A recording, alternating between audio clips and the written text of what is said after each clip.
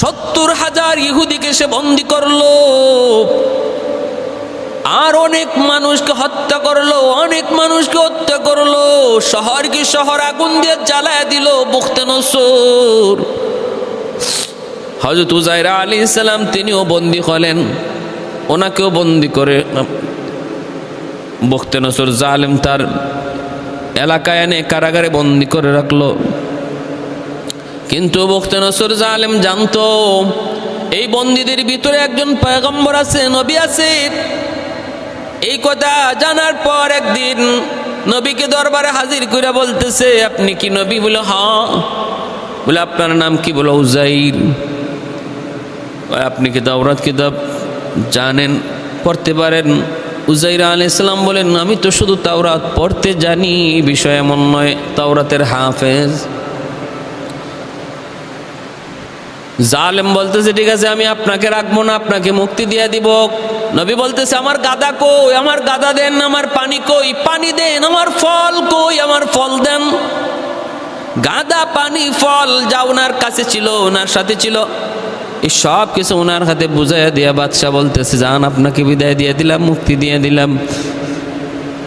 আল্লাহর পয়গম্বর উযাইর আলাইহিস সালাম তিনি এইবার জালেমের কারাগার থেকে মুক্ত হয়ে তিনি ফিলিস্তিনের ভিতর দিয়ে হাঁটতেছেন। এলাকাকে এলাকা জ্বালায় দিছি, শুনশান, পিন পতন, নীরবতা, কেউ নাই, কোনো মানুষজন নাই। কিছু মানুষ তারা ভয়ে পালায় চলে গেছে, আর যারা ছিল সব মারা গেছে, শুধু লাশ আর লাশ। একটা মৃত্যুপুরী এলাকা, মানুষ নাই, শুধু মানুষের লাশ আর লাশ, আর ঘর বাড়িগুলো আগুনে জ্বালানো। আল্লাহর নবী উযাইর আলাইহিস সালাম তিনি একটা গাছের সাথে হেলান দিয়া বসলেন, আর গাদাটাকে গাছের গোড়ার মধ্যে বেঁধে তিনি একটু বসে বসে দেখতেছেন আর বলতেছেন, মালিক এমনভাবে এলাকাকে এলাকা ধ্বংস করে দিল, এতগুলি মানুষকে হত্যা করলো, এমন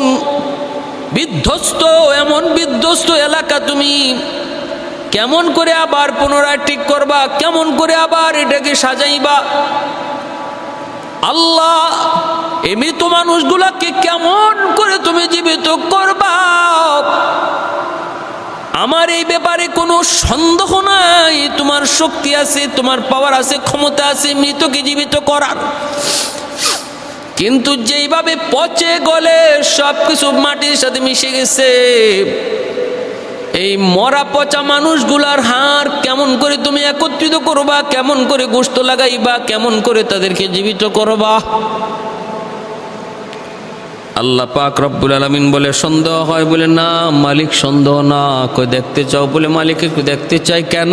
লিয়াতমা ইন্না কলবি, আমার অন্তরের প্রশান্তির জন্য, ইতমিনানে কলবের জন্য।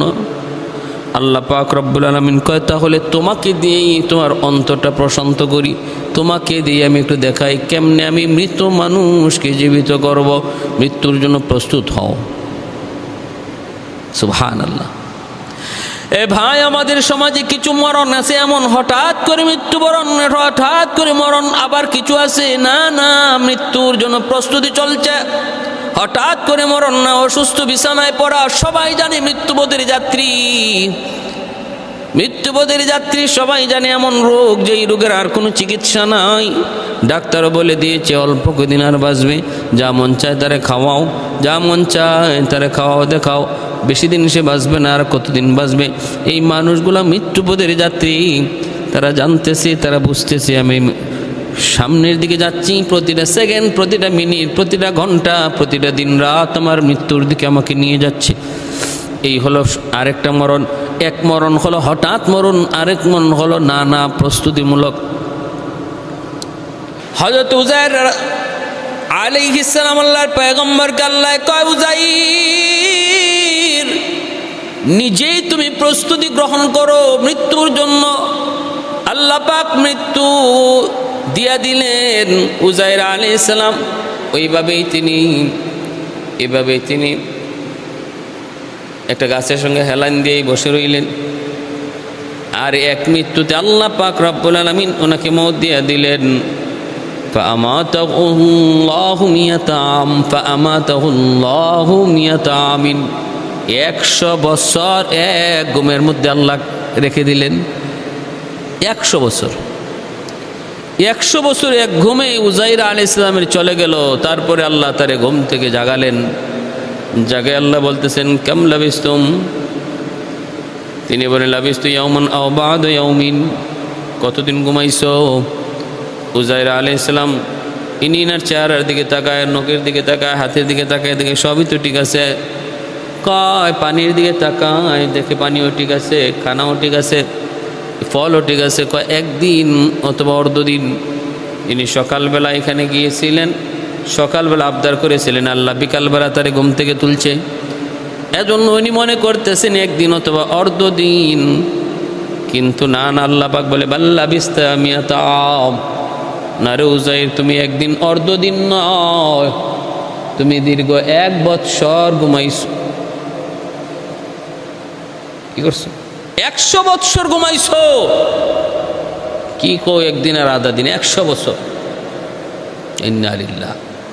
আল্লাহ এটা কি কোন বলে? হয় কয় ফানজুরিলা তুআমিকা ওয়া শারাবিকা লাম ইয়াতাসান্নাখ। তোমার খানার দিকে, তোমার পানির দিকে তাকাও, দেখো কোনো রং পরিবর্তন হয় নাই। কিন্তু তুমি তোমার গাদার দিকে তাকাও, দেখো গাদার কোনো অস্তিত্ব নাই, মাটির সাথে মিশে গেছে। ওই যে দেখো মাটির সাথে মিশে গেছে, হাড্ডিগুলা গোশতগুলা সব মাটির সাথে একদম মিশে আছে। উজাইর আলাইহিস সালাম দেখলেন, অবাক কাণ্ড, ঘটনা তো ঠিক। গাদার তো কোনো অস্তিত্বই নাই, হাড়গুলা দেখা যায়। আল্লাহ পাক রব্বুল আলামিন বলেছিলেন, উজাইর আমি আল্লাহ কেমন করে হাড় একত্রিত করব, কেমন করে পচা মানুষটা, মাটির সাথে মিশে যাওয়া প্রাণীটাকে কেমন করে আমি আল্লাহ জিন্দা করব? তুমি বুঝি একটু দেখতে চাও? নাও তোমার আমি একটু দেখাই, দেখো। উজাইর আলাইহিস সালাম তিনি দেখতেছেন তার এই পচে মরে যাওয়া, মাটির সাথে মিশে যাওয়া গাদাটাকে আল্লাহ পাক রব্বুল আলামিন এক করতেছেন, হাড়গুলাকে একত্রিত করতেছেন। হাড়গুলো একত্রিত হইতেছে, একটা খাঁচা হয়ে গেল, একটা ফ্রেম হয়ে গেল। এরপর আল্লাহ পাক রব্বুল আলামিন গোশত লাগাই দিলেন। অল্প সময়ের ভিতরে সেই গাদাটা আবার গাদা হয়ে গেল। এরপর আল্লাহর হুকুমে গাদার মধ্যে প্রাণ চলে আসলো। সুন্দর যেই গাদাটা ওনার ছিল, ওই গাদাটা ওনার কাছে চলে আসলো। উজাইর আলাইহিস সালাম এইবার আল্লাহর কদমে শুকরিয়া আদায় করে বলেন, মালিক আমার ইতমিনান কলব হয়ে গেছে। আল্লাহ পাক বলেন, আল্লাহ আমি এখন কি করবো? আল্লাহ বলেন, যাও বাড়িতে যাও। উজাইর আলাইহিস সালাম এইবার নিজের বাড়ির দিকে রওনা দিলেন। মানুষকে জিজ্ঞেস করেন, উজাইরের বাড়িটা কোন দিকে? মানুষ কই, মিয়া রাখো উজাইরের বাড়ি কও তুমি। উজাইর পয়গম্বর তো 100 বছর আগে দুনিয়া থেকে বিদায়, তার বাড়ির খবর এখন লইয়া কি লাভ? কোন দিকে কয়? ওই দিকে কয়। আমি পাগল? তুমি কি পাগল হইছো? 100 বছর আগে উজাইর আল্লাহর পয়গম্বর, তিনি বখতানসর জালেম বাদশার হাতে শহীদ হয়েছেন। কয় না রে ভাই, আমি উজাইর, কয় এত কিছু বুঝি না, কোন দিকে একটু বাড়িটা কয়ে দাও না, কই দিকে? উনি গেলেন, মানুষজন পিছনে পিছনে ওনার ছুটছে। মানুষজন অবাক। বাড়িতে যায় তিনি ডাক দিলেন, উজাইরের বাড়ি কোনটা? উজাইরের বাড়ি কোনটা? ঘর থেকে মানুষজন যায় ডাক দিছে। ঘর থেকে বের হয়েছে একজন বুড়া মানুষ, দাড়ি পাকা, চুল পাকা, দাঁত নাই। একজন বুড়া মানুষ বের হয়েছে, লাতুর। আর উজাইর আলাইহিস সালাম তিনি হলেন একদম টাটকা যুবক, 50 বছর বয়সে তিনি আল্লাহর কাছে এই আবদার করেছিলেন। আল্লাহ পাক 50 বছর বয়সে তারে ইন্তেকাল দিয়েছিলেন, মৃত্যু দিয়েছিলেন। 100 বছর তার এই অবস্থা রাখা আবার আল্লাহ তারে জিন্দা করলেন। সেই 50 বছরের যেই যুবক, এই কি অবস্থা, তার শরীরে বিন্দু পরিমাণ কোনো পরিবর্তন নাই, কচকচে কাঁচা, দাড়ি, চুল, ভ্রু, টন টন করে দাঁত, টাটকা যুবক। আর তিনি 50 বছর বয়সে তিনি যখন আল্লাহ পাকের হুকুমে ইন্তেকাল করেন, ওই সময় তিনি যখন বখতানসরের সাথে তিনি যুদ্ধ করেন, ওই সময় ওনার এক সন্তানের বয়স ছিল 10 বছর। সন্তানের বয়স কি ছিল? 10 বছর।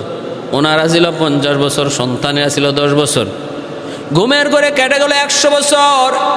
100 বছর যদি ঘুমের ঘরে কেটে যায় তাহলে সন্তানের আগের 10 বছর উনি পাইছিলেন, আর ঘুমের ঘরে কাটাইলেন 100 বছর। 100 আর 10-এ কত হয়? 110 বছর সন্তানের বয়স। ওই বাড়ির যে বৃদ্ধ মানুষটা, দাঁত নাই, চুল পাকা, দাড়ি পাকা লোকটার সামনে হাজির। এই বৃদ্ধ লাতুর মানুষটা আর কেউ না, ইনি হলেন উজাইর আলাইহিস সালামের সন্তান। উজাইর আলাইহিস সালাম বলতেছে, আমি উজাইর। এই বাড়িটা কার? কই বাড়িটা আমার। কই কেন এই বাড়িটা উজাইর পয়গম্বরের? কয় আমার বাবা তো তিনি যুদ্ধে শহীদ হয়ে গেছেন মুক্ত নসরের সাথে। উজাইর আলাইহিস সালাম কয় তুমি কেডা? কয় আমি বাবার সন্তান। উজাইর আলাইহিস সালাম কয় বাবা দেখ আমি হলাম উজাইর। এমনি উজাইর ইসলামের সন্তানে কইডে কি কোন আপনি মাথা নষ্ট হয়েছে না আপনার? মিয়া ঝামেলা বাড়েন না, ঝামেলা বাড়েন না। আপনি যান, বাড়ির অংশীদার হইতে আইছেন, বাড়ির মালিকা নিতে আইছেন। আমি যদি আপনার ছেলে হই, আপনি যদি আমার বাপ হন, তাহলে আমার চুলদারির দিকে তাকান আর আপনার চুলদারির দিকে তাকান। মানুষে কি কইব? উজাইর আলাইহিস সালাম বলতেছে, আমি আল্লাহর কাছে একটা আবদার করেছিলাম, আল্লাহ তুমি মৃত মানুষকে কেমন করে জিন্দা করবা। আল্লাহ পাক রব্বুল আলামিন আমার ওই কথাটা, আল্লাহ পাক তিনি আমার এই কথাটাকে আল্লাহ পাক রব্বুল আলামিন তিনি আমার উপরে চালায় পরীক্ষা নিয়েছেন, আমাকে মৃত্যু দিয়া দিছেন। আর এক মৃত্যুতে আমার 100 বছর কেটে গেছে। তারপরে আমার গাদাটা যেটা মাটির সাথে মিশে গেছিল, ওই গাদাটাকে আল্লাহ পাক জীবিত করলেন, তার হুকুমে জীবিত করলেন। আমার ইতমিনানে কলবের জন্য আল্লাহ পাক আমার উপরে পরীক্ষা চালিয়ে দিয়েছেন। আমি হলাম সে উজাইর। ছেলেরা মানে না, কয় না না বুঝছি, আমরা এমন কথা কখনো বিশ্বাস করি না, এটা মানতে পারবো না। কেউ উজাইর আলাইহিস সালামকে চিনে এমন কোনো বৃদ্ধ মানুষ, বয়স্ক মানুষ ওই এলাকায় নাই। এবার আল্লাহর পয়গম্বর উজাইর আলাইহিস সালাম বলেন, তাহলে একজন কোনো বয়স্ক মানুষ আছে কিনা একটু কও। হঠাৎ করে একজন কয়, পাশের গ্রামের একজন মহিলা আছে, তার বয়স 150 বছর। 150 বছরের একজন বয়স্কা মহিলা এখনো আছে, কিন্তু মহিলা অন্ধ। ওই মহিলার কাছে আমারে নিয়ে চলো। উজাইর আলাইহিস সালাম ওই মহিলার কাছে আসলেন। কার কাছে? ওই মহিলার কাছে আসলেন। মহিলাকে তিনি ডাক দিয়া জিজ্ঞেস করতেছেন, আপনি উজাইর আলাইহিস সালামকে চিনেন? বলে হ চিনি, আমি আমার নবী। উনি কোথায়? উনি মুক্ত নসর জালেম বাদশার সাথে যুদ্ধ করে শহীদ হয়ে গেছেন। এই কথা বলার পর উজাইর আলাইহিস সালাম বলতেছি, না রে মা না, আমি হলাম উজাইর। মুক্ত নসর জালেম আমাকে বন্দি করেছিল, তারপরে আমাকে নবী হওয়ার কারণে আমাকে মুক্তি দিয়ে দিছিল। এরপরে আমি আল্লাহর কাছে আবদার করেছিলাম, মালিক এত মানুষ মারা গেল, পচে গলে মাটির সাথে মিশে গেল, তুমি কেমন করে মা জিন্দা করবা? আল্লাহ তখন পরীক্ষাটা আমার উপরে চালাইয়া দিছে। 100 বছর আমার ঘুমে চলে গেছে, গাদাটা মরে মাটির সাথে মিশে গেছিল, আল্লাহর হুকুমে জিন্দা হয়েছে। নিজের চোখে আমি দেখছি কেমন করে আল্লাহ মৃত মানুষকে জিন্দা করে, কেমন করে মরে যাওয়া, পচে যাওয়া, মাটির সাথে মিশে যাওয়া হাড়গুলাকে আল্লাহ পাক জিন্দা করবে। আমি নিজে চোখে সেটা দেখেছি। অতএব এরপরে আল্লাহ আমাকে জিন্দা করছে। এখন তো আমি আমার বাড়িতে আইছি, আমার সন্তান আমারে বিশ্বাস করে না, আমাকে স্বীকার করে না, কেউ আমাকে বিশ্বাস করে না। এমনকি আমার ভাই, যেই ভাই যার নাম ছিল আজিজ, আমার ভাই আর আমি একদিনে মার গর্ভে জন্ম নিলাম, আর আল্লাহ জানাইছেন আমরা একদিনে দুজন ইন্তেকাল করব।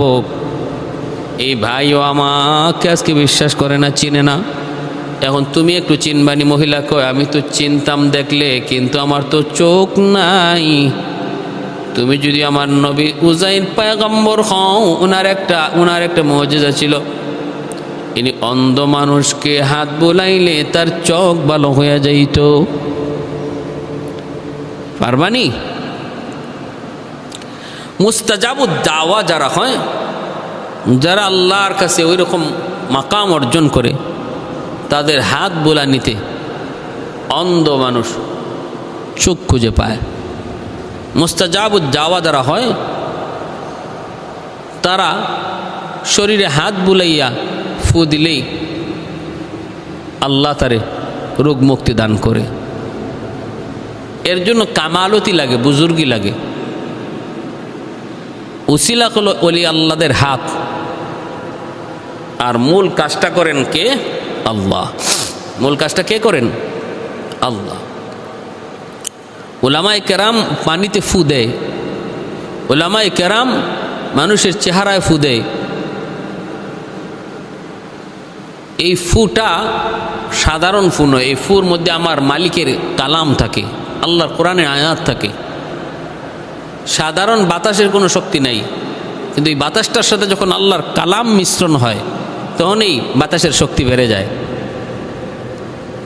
এই জিনিসটাই ফখরে বাঙ্গাল রহমতুল্লাহ আলী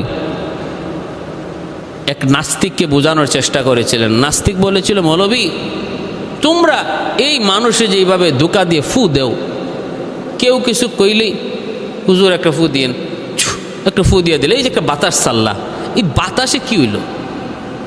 বেটার হইল ফ্যাট ব্যথা, তুমি তার ফু দিলা, বাতাস দিলা, এতে তার ফ্যাট ব্যথা দূর হবে কেমন করে? এই ধোঁকাবাজি আর কতদিন? ফখরে বাঙ্গাল রহমতুল্লাহ আলাইহি তখন তিনি বলতেছেন, কথা ঠিক বলেছ। তো এই ধরনের কথা কোনো হালাল জাদা বলে না, হারাম জাদা কয়। তুমি যে কথা বলছো এই কথায় বোঝা যায় তুমি একটা জারর সন্তান, তোমার বাপের ঠিক নাই। এই কথা কইতে নাস্তিক তো খেপে টেপে একদম ফায়ার, ধরেই ফেলবে হুজুরকে। এলাকার বেশ ওই জায়গার মানুষজন জমা হয়ে গেছে। কি হয়েছে? কি হয়েছে মানে? ও মৌলবী আমারে জারর সন্তান বলছে। গুসা, চেহারা লাল হয়ে গেছে। কেউ হুজুর আপনি তার এইভাবে গালিটা দিলেন? আল্লাহর ওলি বলতেছেন, আমি তার গালি দেই নাই, আমি তারে জবাব দিছি। জবাব কীরকম? সে বলতেছে, আমরা যে এইরকম ফু দেই, এই কোরআন পড়ে দেই আর হাদিস পড়ে দেই, যা পড়ে ফু দেই, এই ফুর মধ্যে কি আছে? এটা নাকি একটা ধোঁকাবাজি। এই বাতাস, এই বাতাসের মধ্যে কি আছে? এটা তো বাতাসে কি কোনো কিছু করতে পারে? বাতাসের কি কোনো ক্ষমতা আছে? এর মধ্যে কোরআন থাক আর হাদিসই থাক, ট্যাবলেট টুবলেট খাওয়াইলে, ইঞ্জেকশন দিলে, স্যালাইন মেলাইন লাগাইলে, তাহলে বোঝা গেল একটা কিছু হচ্ছে। কিচ্ছুই হচ্ছে না, একটা বাতাস ছাড়ছেন, এটা কি? তো আমি তার এই কথাটা বোঝানোর জন্য তার জারর সন্তান বলেছি। বলে এটা কেমনে বুঝাইলেন? বলে আচ্ছা দেখুন তো, আমি তারা মারছি, তার গায়ে আঘাত করছি, তার শরীরে টাচ করছি, তারে খুব সুই লাগাইছি, তারে কোনো ওষুধ খাওয়াইছি? কিচ্ছুই না, শুধু একটা বাতাস ছাড়ছি। বাতাস কি? বাতাসটা একটা গালি, জারর সন্তান। এই বাতাসটাতে তার শরীরে কেমন আসর করছে দেখেন, কেমন প্রভাব ফেলাইছে। তার চেহারা লাল হয়ে গেছে, তার শরীর ফুলে গেছে, তার জিদ দিয়ে কাঁপতেছে, চুলগুলা খাড়াই গেছে। দেখেন একটা নাপাক বাতাস, যেই বাতাসের মধ্যে গালি আছে, এই নাপাক বাতাসে যদি তার শরীরে এমন প্রভাব ফেলাইতে পারলো, যেই বাতাসের মধ্যে আল্লাহর কালাম থাকে, এই বাতাসে যে প্রভাব কেমন ফালাইতে পারে এটা বোঝানোর জন্য আমি তার এই গালিটা দিছি। হইছে নি? এইবার খবর হয়ে গেছে, সেও বুঝে ফেলছে, নাস্তিকও টের পেয়ে গেছে, নাস্তিকও টের পেয়ে গেছে। এজন্য আল্লাহর ওলিরা হাত বুলায় দেখ আর নজর দিক আর দোয়া করুক। মনে রাখবেন, এই তাদের এই হাতটা, তাদের এই জবানটা, এটা একটা জাস্ট উসিলা। বাকি আল্লাহ তাদের উপরে এতটা রাজি, তারা যা চায় মূল কাজটা করেন আল্লাহ নিজে। মূল কাজটা কে করেন? আল্লাহ নিজে করেন। হযরত উযাইর আলাইহিস সালামকে ওই বৃদ্ধা মহিলা সে বলতেছে, আমি অন্ধ, আর যদি তুমি আল্লাহর পয়গম্বর উযাইর হয়ে থাকেন আপনি, তাহলে আমার পয়গম্বরের একটা মুআজিজা ছিল, ইনি হাত বুলালে অন্ধ মানুষ সুস্থ হয়ে যেত। ভাইয়েরা আমার, আল্লাহর পয়গম্বর হযরত উযাইর আলাইহিস সালাম হাতটা তার চোখের উপরে বুলায় দিলেন। সাথে সাথে অন্ধ মহিলা সুস্থ হয়ে গেল। বড় বড় চোখে তাকায়, এইবার চেহারার দিকে তাকায় রইছে নবীর, চেহারার দিকে তাকায় রইছে আর বলতেছে আমার নবীর মতোই লাগে, তবে এতটা বৎসর পার হয়ে গেছে, কেমন করে 100 বলে আপনি পয়গম্বর? আর একটা পরীক্ষা আছে আমার, ওই পরীক্ষায় যদি পাশ করেন তাহলে আপনি 100 পয়গম্বর। উজাইর বলে কোন পরীক্ষা? কয় আমার পয়গম্বর উজাইর আলাইহিস সালাম তিনি তাওরাত কিতাবের হাফেজ ছিলেন, দেখি আপনি তাওরাত পড়তে পারেন কিনা, তাওরাত কিতাব শোনাইতে পারেন কিনা। আল্লাহর পয়গম্বর উজাইর আলাইহিস সালাম তিনি তাওরাত কিতাব পড়া শুরু করে দিলেন। মুহূর্তের মধ্যে তাওরাত পড়তেছেন, মহিলা চিৎকার দিয়া কয় এলাকার মানুষেরা আর দেরি কইরো না, ইনি আল্লাহর পয়গম্বর উজাইর আলাইহিস সালাম। এ ভাইয়েরা বন্ধুরা, ওই যে ওনার মৃত্যু হয়েছিল, এরপরে আবার 100 বছর পরে আল্লাহ তারে জিন্দা করেছেন। ইহুদিরা এটাকে অবাক কিছু মনে করে আর বলে উনি আল্লাহর সন্তান, ইনি আল্লাহর ছেলে। এজন্য রে ভাই মনে রাখবা,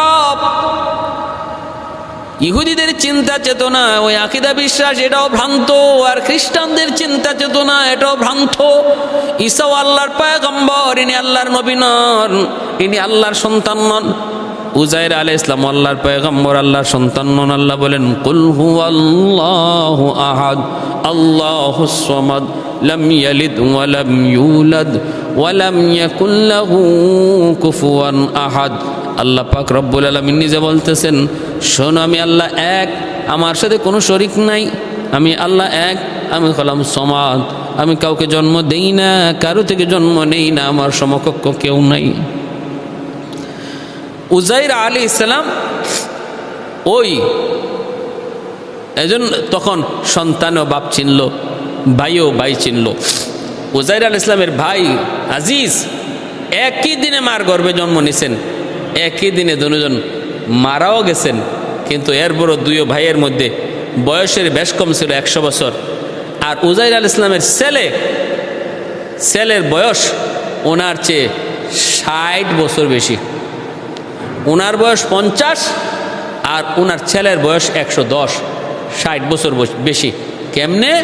কয় আল্লাহ তো ওনাকে ঘুমের ঘরে 100 বছর কাটাইয়া দিয়ে দিয়েছেন, ওনার শরীরে ওনার দেহে ওনার জীবনে 100 বছর সেটা কাটে নাই, কিন্তু বাকি দুনিয়ার হায়াতে 100 বছর টিকে চলে গেছে, 100 বছর টিকে চলে গেছে। আমার ভাইয়েরা বন্ধুরা, এজন্য বলতেছিলাম আল্লাহর পয়গম্বর উজাইর আলাইহিস সালাম, হ্যাঁ